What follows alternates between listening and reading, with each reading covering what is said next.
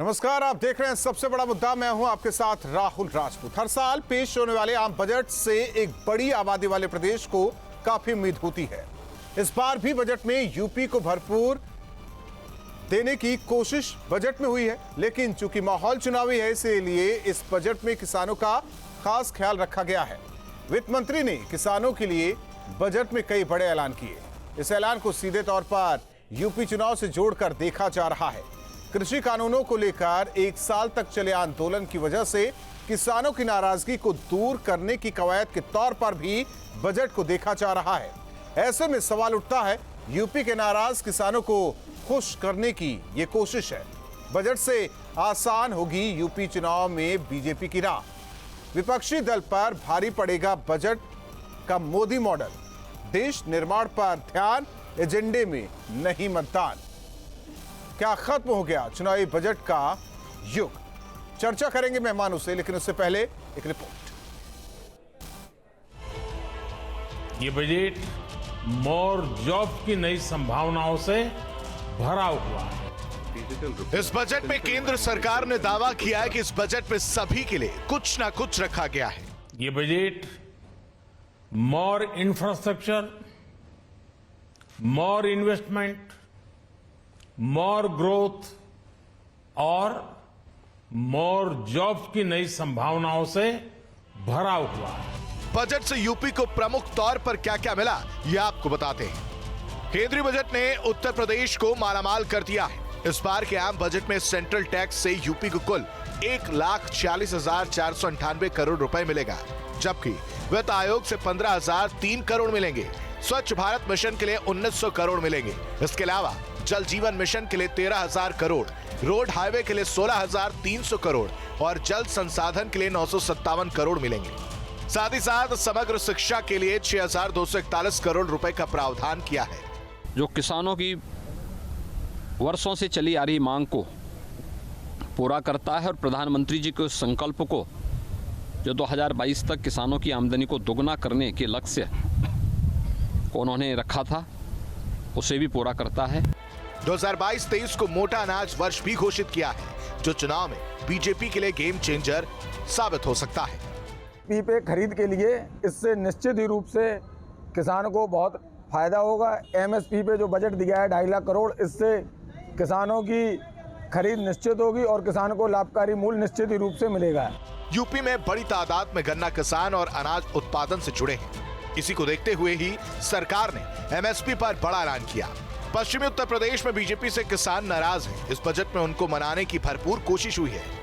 Team news state. तो budget में काबा ये समझेंगे अर्थशास्त्री से भी, और ये समझेंगे तमाम दलों के जो प्रवक्ता बैठे हुए हैं कि उन्हें क्या लगता है कि इस बजट में किसे क्या मिला और क्या होना चाहिए था, क्योंकि इसे चुनाव से जोड़कर भी देखा जा रहा है। हमारे साथ मेहमान जुड़ चुके हैं। डॉक्टर अखिल स्वामी जी, अर्थशास्त्री, डॉक्टर कौशलकांत मिश्रा जी, प्रवक्ता बीजेपी अंशु अवस्थी जी, प्रवक्ता कांग्रेस एडवोकेट कपिल श्रीवास्तव जी, प्रवक्ता समाजवादी पार्टी। और चर्चा की शुरुआत करते हैं जिस तरीके से उत्तर प्रदेश में काबा खूब हो रहा है चुनावी माहौल के दौरान, तो इस बजट में यूपी के लिए काबा डॉक्टर अखिल स्वामी जी, क्योंकि जहां तक बजट से अब तक समझ में आया है, राष्ट्र निर्माण पर ज्यादा ध्यान देने की बात इसमें कही गई है। अक्सर जहां जहां चुनाव होते हैं उससे पहले अगर बजट होता है तो विशेष वर्ग को खुश करने की कोशिश की जाती है। आपका अध्ययन क्या कहता है इस बजट को लेकर? जो मैं बजट का विश्लेषण करता हूं, उसका सारांश निकालता हूं, तो मुझे लगता है कि ये बजट का उद्देश्य एक है और इसका सारांश एक है।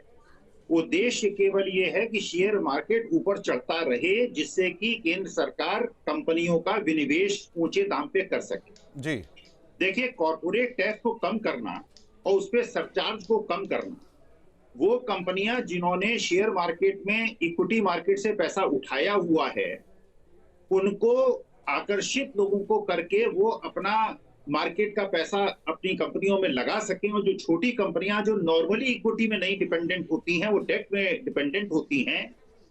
ये बिल्कुल सीधा एक संदेश है, क्योंकि हमको विनिवेश करना है, इसलिए हम नहीं चाहते कि शेयर मार्केट गिरे।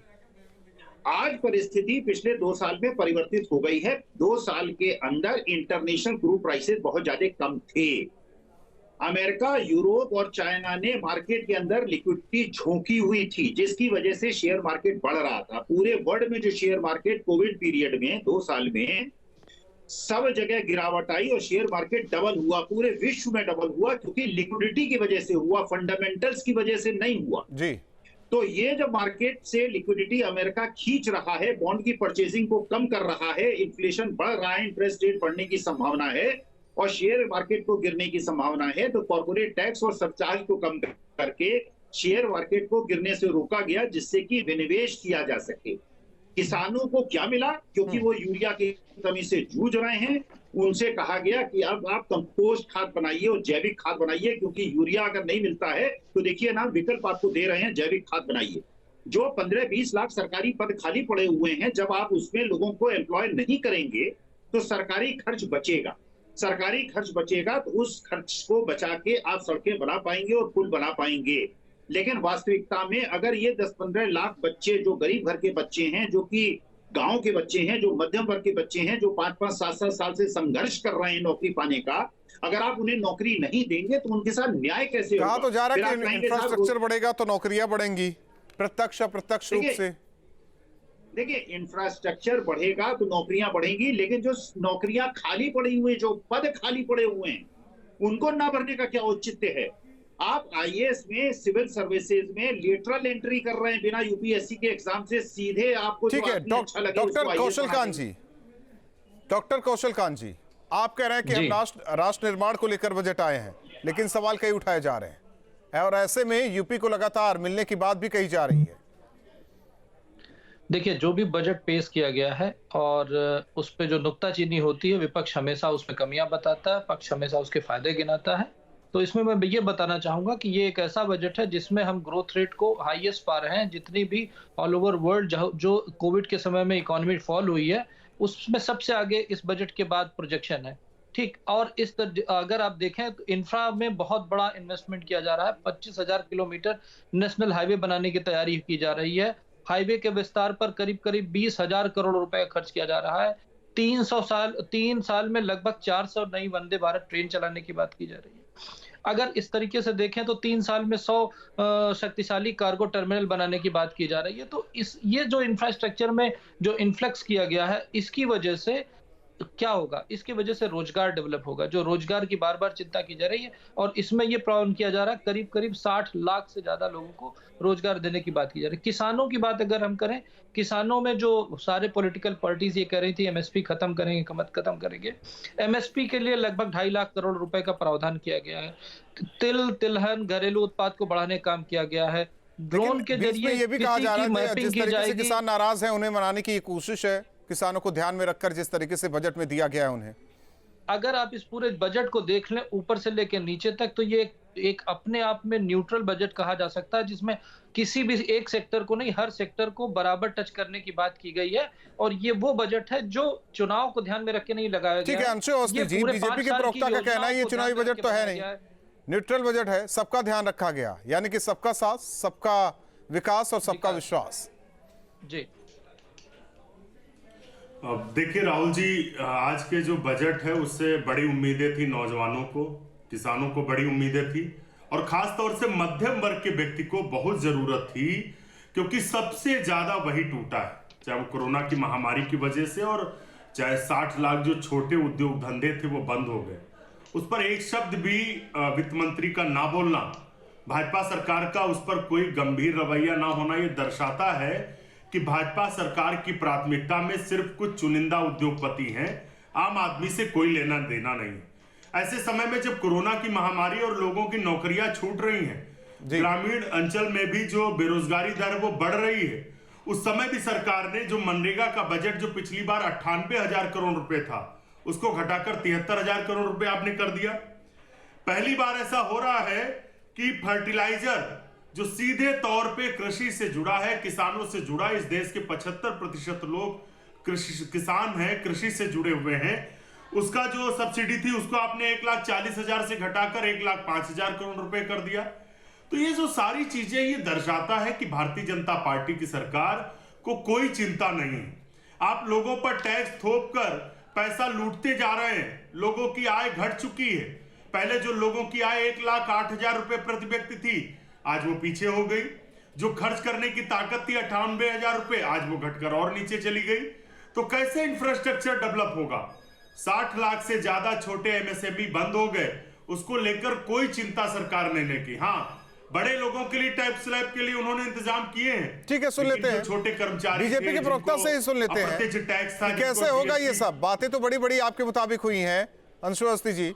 कौशल कांत जी, कैसे होगा ये सब? सवाल उठाया जा रहा है इस पैनल में, इसके बाद कपीश जी का रुख करेंगे। देखिए जो सारे एक्सपर्ट हैं उनका ये मानना है, ये जो भी बजट है, जैसा भी बजट है, इसके बाद प्रोजेक्टेड ग्रोथ रेट 9.2% है। आप ये समझिए कि 9.2% ग्रोथ रेट कैसे आ सकती है अगर समावेशी बजट नहीं होगा, सबका ध्यान रखने के लिए नहीं होगा, और जो नौकरियों की इतना बड़ा बूस्ट अप दिया गया है। आप ये समझिए कि इंफ्रास्ट्रक्चर में इतना बड़ा बूस्ट अप के लिए कभी बात नहीं हुई। और अगर आप देखें किसानों की बात करें, किसानों के लिए चर्चा में अभी तक ये समझ में आया है कि ये चुनावी बजट नहीं है। नहीं, ये जो बजट है ये तो हमको समझ में ही नहीं आया कि ये कैसा बजट है जो किसी के लिए नहीं। सिर्फ अगर इन्होंने किसी को लाभ दिया तो कारपोरेट के उन घरानों को दिया जिन पर कारपोरेट टैक्स माफ कर देने पर लाभ मिल जाए। तो एक तरफ आप मध्यम वर्ग का खून चूस रहे हो, उसके स्लैब में आप कोई परिवर्तन नहीं कर रहे। जीएसटी के अंदर आप परिवर्तन ना करके उन वस्तुओं को जीडीपी पे 18 और 15% पे रखे हो जिनसे कि मध्यम और लघु उद्योग बंद हो जाए। तो ये किस तरीके के नए भारत का निर्माण हो रहा है? केवल 2 लोगों के लिए भारत का निर्माण हो रहा है, या कोरोना काल में जो 102 से 142 अरबपति हो गए उनके लिए निर्माण हो रहा है, या 7 वर्ष में जिनकी संपत्ति अदानी साहब की 45 गुना और अंबानी साहब की 4 गुना हो गई, सिर्फ उसी के लिए हो रहा है? अगर ये सारे लोग डेवलप कर रहे हैं, विश्व के चौथे और तीसरे रैंक के अमीर बन रहे हैं, तो भारत -23 की जीडीपी पे क्यों जा रहा है? प्रश्न इतना बड़ा खड़ा है सबके सामने। जिस इन्वेस्टमेंट करके आप कहते हैं कि हमने कमाया है, आपने पूर्वजों की संपत्ति को बेच करके किराए के मकान में रह के एसी लगाने को अगर आप तरक्की कहते हैं तो ऐसी तरक्की आपको मुबारक, लेकिन आप इस देश को बेच रहे हो। कौशल कांत जी, बड़ा आरोप है। देखिए विपक्ष का काम है हमेशा मुझे आप एक बात बता आरोप दीजिए लगाना। कि मैं बताना चाहूंगा जो एमएसएमई जो छोटे और लघु उद्योग जो मध्यम वर्ग के लिए किए जाते हैं, 6,000 करोड़ रुपए का प्रावधान किया जाता है एमएसएमई को मजबूत करने के लिए। 5 साल में 6,000 करोड़ रुपए दिए जाएंगे। ई श्रम, एनएससी, असीम पोर्टल, इन सबको जोड़ा जाएगा। और नहीं है आप इस देश के लिए एक बजट बना सके।